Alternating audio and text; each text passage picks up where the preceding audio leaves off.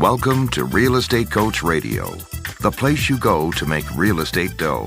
Welcome, and thanks for joining us for another great week of Real Estate Coach Radio packed with great tips on how to grow your real estate business. I'm Bernice Ross, the CEO of realestatecoach.com and your host for today's show. If you're ready to unlock the secrets of making more real estate dough in your business, let's get to our guest mentor right now and learn more about how to do it. Now, Bernice Ross with today's guest mentor. Welcome. This is Bernice Ross, the CEO and president of Brokerage Up and realestatecoach.com. I'm very happy to welcome one of my favorite SEO experts in the world. His name is Tim O'Keefe. He's the CEO of Spider Juice Technologies, and he has been doing SEO and search and knows the digital marketing place. He's been at it for 20 years. So welcome, Tim. I'm delighted to have you with us today.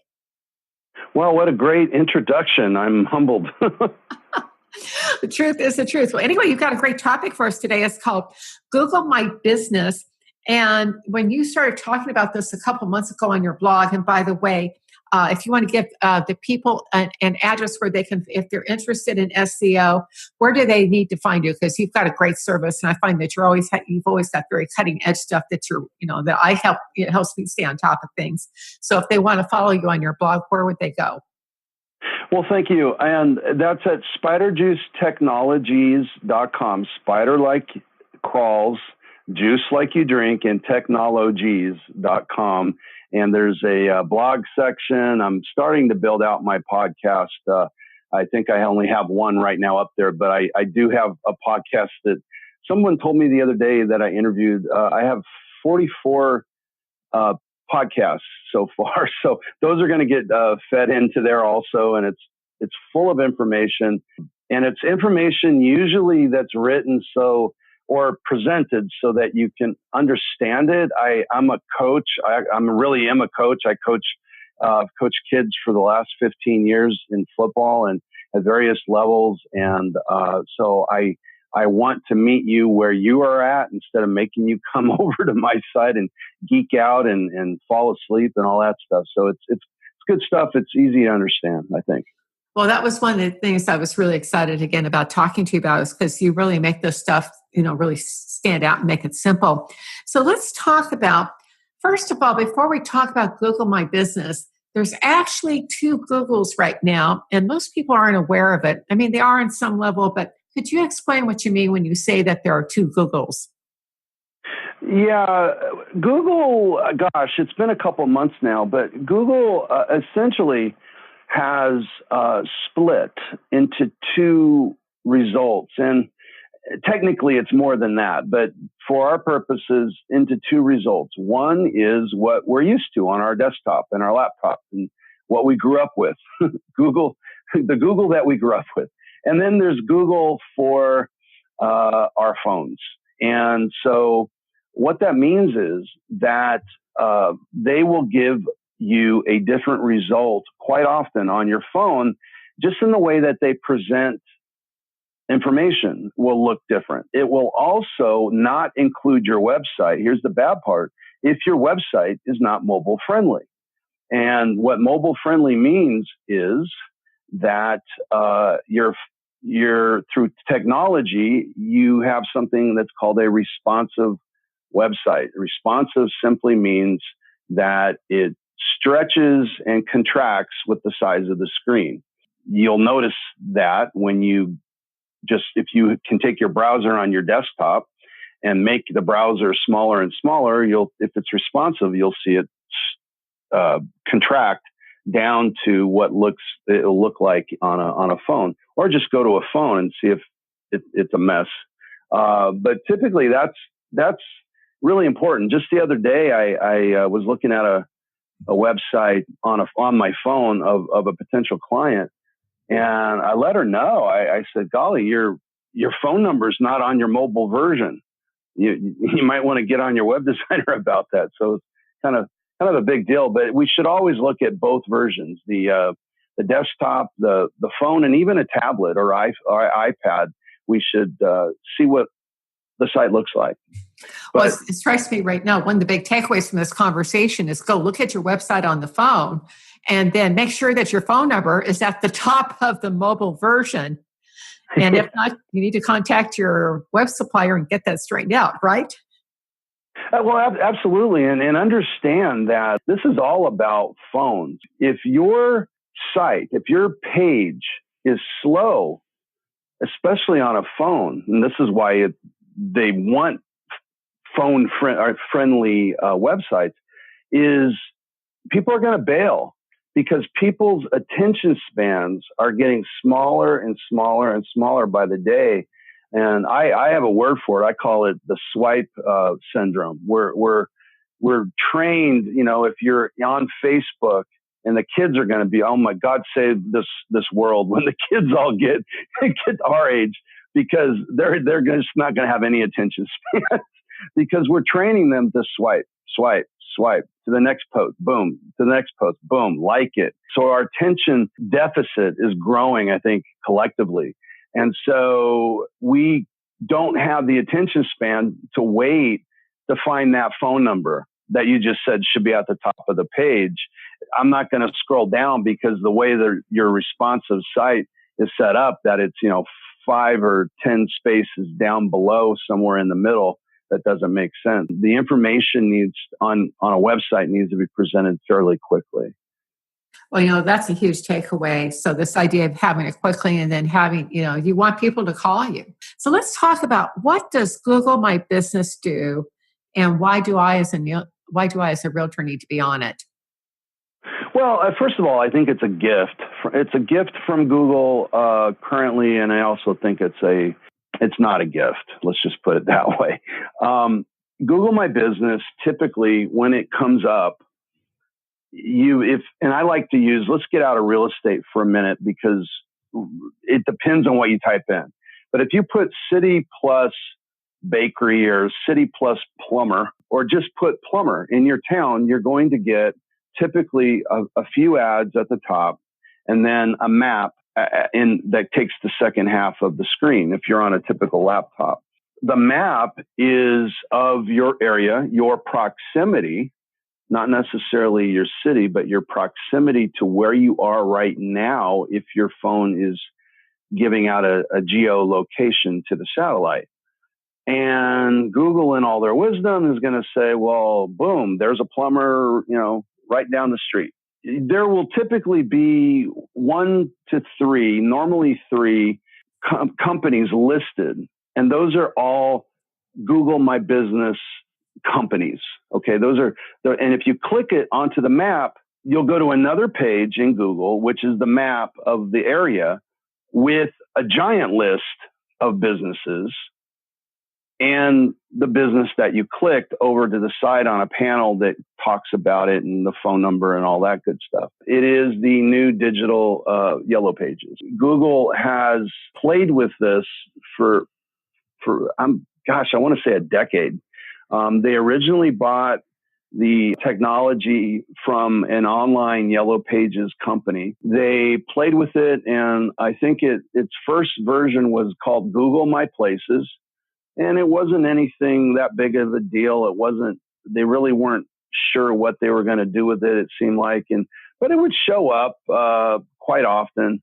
Instead of 3, it was 7 businesses and a map, but it wasn't nearly as sophisticated as it is now. Why it's a big deal is because Google, in essence, and has even implied and said as much, is unlike the old days where they wanted to get rid of you, they felt it was bad if you came back. If I type in, I'm in Torrance, California, Torrance plumbing, and in 5 seconds I come back to Google, that's called what we call a pogo stick. That's bad. They gave me a bad result.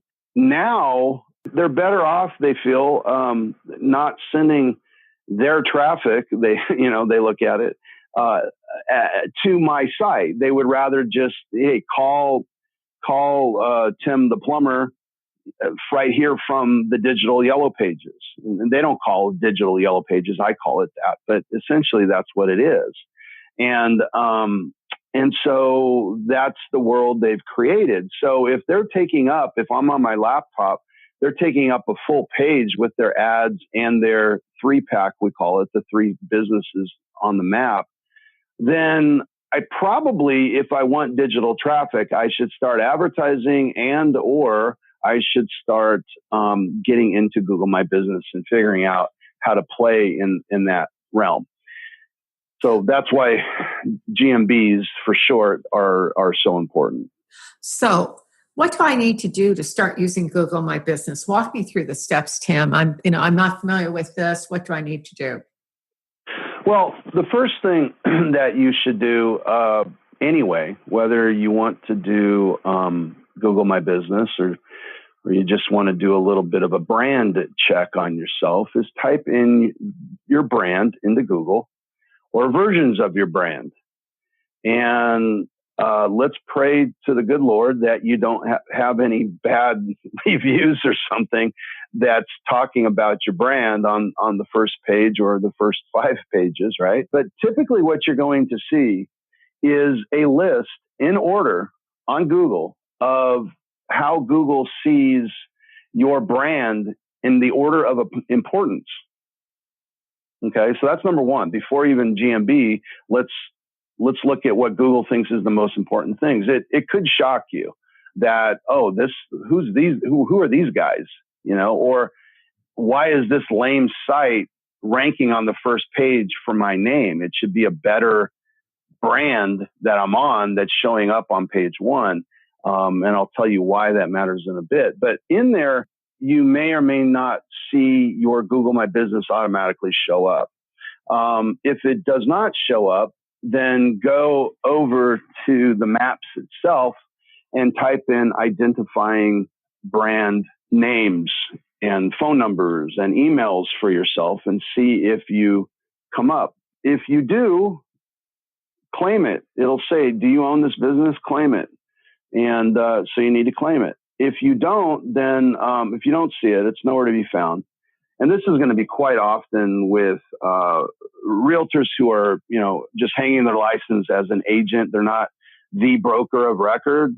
You work from home, you're virtual, etc. Then go to google.com/business or just type in Google My Business, and it'll probably be the first thing that shows up. Click it, sign in, and then claim your address. So, and then you want to fill it all out, and we'll get into that in a second. But the question that probably is next is, well, I work from home. I don't want to give out my home address, right? And I'm the same. I work from home also. What is somebody to do? There are tricks that people do. They really want a location. So a P.O. box by itself is probably not going to be accepted, although you can surely try. A way around that is if the P.O. box is at 123 Apple Street and it's P.O. box 567, you could go 123 Apple Street, Suite 567, and you're actually showing a real building as a location. Realtors might say, or a lot of companies might say, well, if people actually come to the site, they're not going to find anything. Point well taken. If you're a realtor, maybe go to an accountant in an office building down the street and just say, can I rent your address? And if your address is 123, I could say 123B and something along that line and just rent the address that way. Yeah. And, hey, I'll pay an extra $25 a month or whatever if you just, you make sure you tell them, that, yeah, this is my business or whatever. Not lie. Not saying that, but just to direct them professionally that you're always in the field or whatever you want to tell them. They also have these companies, WeWork is an example of them, where you can actually rent space. They have a dedicated secretary and phone number for you, as well as an address. So that's another option that could work really well for you. Tim, one of the other questions I have for you, given how competitive it is out there, first of all, most realtors aren't going to do anything with this because there's a small percentage of people who stay on top of everything and most don't, especially when it comes to technology. What can I do to stand out on Google My Business? I'm telling you right now, if you have a business, get on GMB like now. Run. Because first of all, you said it a second ago, not everybody's going to do this. In fact, the masses won't, for the reason I just said, and they got other things going on. So those that actually will take advantage of it are going to set themselves up for the long run. And there does tend to be a thing with Google where age kind of helps. If you've been established on Google My Business for a while and you keep adding to it and whatnot, it will give you a little bit of an advantage. So get on it. It's not that difficult. Basically, the process is, again, google.com/business. They're going to ask you for your business name. They're going to ask you for your name and address and phone number and your URL. That's what they're going to ask for. And then a number of other things they'll ask for that I'll get into in a second. But they'll either verify you right away or more than likely say, we'll send you a postcard that you have to give us the postcard PIN number when you sign back in, and that will verify you as the real deal. So that's the process, the quick and dirty process. It probably is going to be a postcard that you're going to go through, and you're going to have to come back in about a week. It'll take about a week. If you don't get it, request another one. So this is not a digital postcard. This is a snail mail postcard. It's old school. Yeah, that's funny, right? It's an old school postcard, which is funny because Google is all about digital and would love to find a way to avoid having to use anything but the internet, but they actually do mail it to you. Yeah. Now, the important thing that people need to realize sure that your NAP, your name, address, phone number, and URL are the same across the web. So if you fill it out at Google My Business and then, I'm online, I might as well go over to Yelp and do that, which I highly recommend, by the way. Fill it out the same way. It's the same name. It's the same address. It's the same phone number. Same URL. And what I mean by that is www.website.com is not the same as https:/www.com/. Okay. So whatever it is, make sure it's the same on your website and on Google and everywhere else, and it will help. Now, as you get full access to that GMB or Google My Business, you're going to want to fill everything out. What you do on an authority website, which Google My Business is, so you're going to have the information, you're going to have your hours, you're going to have all the normal stuff you might fill out anywhere on a directory type site. And then you're going to have pictures, okay, and lots of opportunities for pictures. So upload them pictures. That's great. You can even put in the video. Now, I don't understand why they won't do this, but right now you have to upload the video raw. You can't just link it to YouTube where you've been told by Google to put all your stuff if you've been doing it.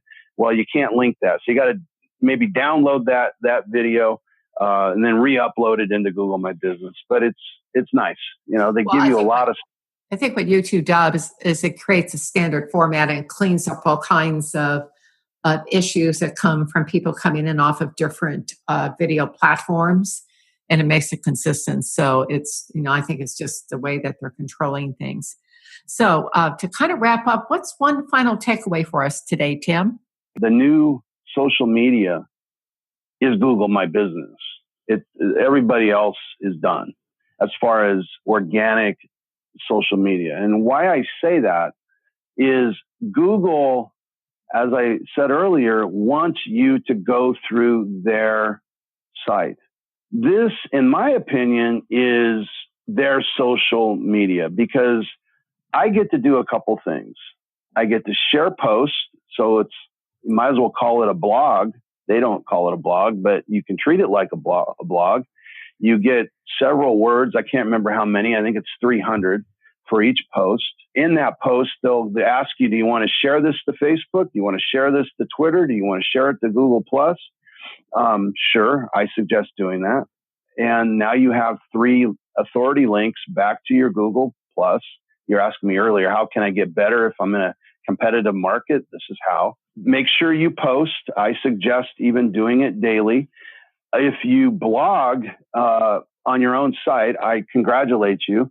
If you do it consistently, I would say just take that blog post and reference it. They ask you, would you like to link to something, and just link back to your blog post. Now you're building SEO up, hint, hint, because you have a link from Facebook to your Google My Business post back to the original source, which is your blog. Soon there's going to be available automatically where your blog will be able to, I'll have that available where if you're blogging over at your site, it'll automatically go into your Google My Business. Wow. So you're saying what you're predicting then is now, see, I think Facebook and Twitter and these sites are going to have problems because of the chat bots. And Facebook is spending millions of dollars on this. But you're saying the real play right now is Google My Business. So I guess that's our takeaway for today is that if you're not in Google Business, you Google My Business, get there and get there now. Well, yeah, absolutely. And just one stat on the Facebook that you said, only unless you're advertising, you're only getting 5 to 10% of all those likes you work so hard for are even seeing what you wrote. So it's almost like, why bother? Just use it as a funnel to get them over to Google My Business. And again, unless you're advertising, that's a different conversation. Tim, this has been a fascinating conversation. We've been visiting with Tim O'Keefe. He's the CEO of Spider Juice Technologies and the SpiderJuiceTechnologies.com. Thank you, Tim, for being with us today. Working Smarter. Today's Working Smarter tip deals with how to score points with your luxury clients. A substantial portion of luxury clients are into collectibles. It might be wine, rare books, Civil War guns, or a host of other items. When you work with luxury clients, be sure to ask if they enjoy collecting any particular type of item. If the answer is yes, ask about their hobby. Also, be sure to make a point of researching what they collect online so you can have a knowledgeable conversation with them about this important part of their life. And on that note, a hearty thanks to our crew here at Real Estate Coach Radio, including Byron Van Arsdale, Dick Maney, Philip Manikin, and Shane Boland. Most importantly, we're grateful that you've taken time from your busy schedule to join us this week. Be sure to tune in next week when we'll be back with more tools and strategies to help you make more real estate dough in your real estate business. Make it a great day. If you're ready to make more real estate dough, join us again for Real Estate Coach Radio. The thoughts, opinions, and views expressed by the speakers are not necessarily those of the producers.